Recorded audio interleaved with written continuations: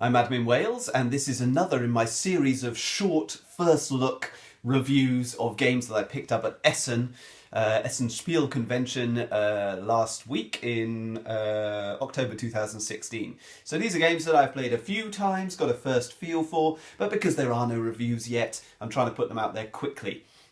So I may come back to revisit maybe if I've got later thoughts on them. But the game that we're looking at today is the party game Ha by Tiki Editions. Who knew that French for the word ha is hein? In the party game Ha, there are no player turns. Each player is given a card with a series of films and personalities written on it.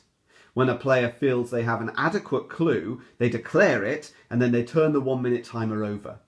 This player then describes the film or personality in a cryptic way. They might talk or sing or act, but they want it to be vague because they're going to score maximum points if only one player guesses it. They'll score no points if no one guesses it or if everyone does. So for example, if I had the card saying E.T. the extraterrestrial, I might choose to use a clue like this little fella goes by his initials and he likes to spend lots of time on the phone. When the player thinks that the other players have guessed it, or maybe one of them has guessed it, then he stops the timer and the points are recorded.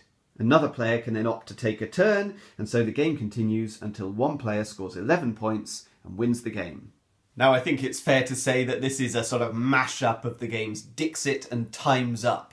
We've got that scoring, that great scoring from Dixit where you don't want everyone to guess the right answer, but you don't want no one to guess it, so you go somewhere in the middle, and we've got the sort of describing and miming and acting of Time's Up. And it's a great little party game actually, this one.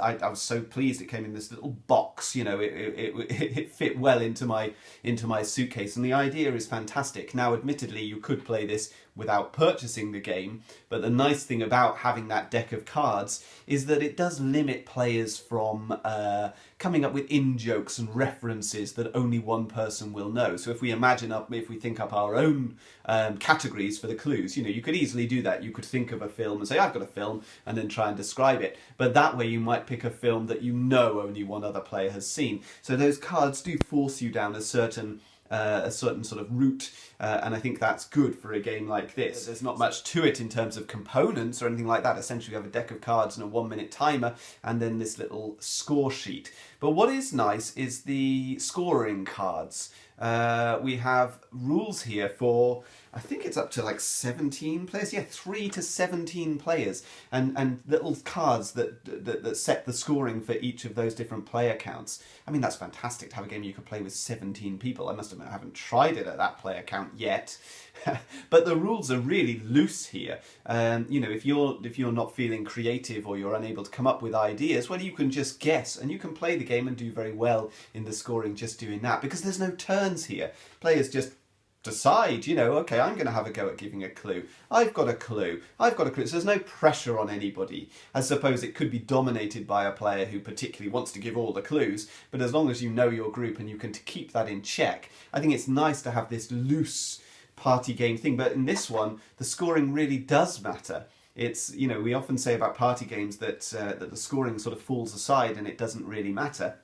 In this one, the scoring does matter because it's the whole crux of the game, is how do I get the maximum number of points out of this clue. Admittedly, the overall score throughout several rounds, I guess you kind of forget about that. But what's nice here is that the rules are loose enough that you can adapt it to your group.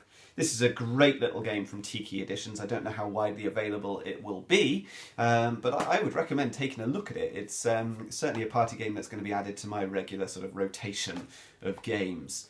So thank you very much for watching this review. If you liked it, please watch my other reviews or watch my vlog, Adam's Board Game Wales, on YouTube. Subscribe to this channel or follow me on Twitter @BoardGameWales. On Board Game Geek, I'm Adam78. Thank you very much for watching. All the best.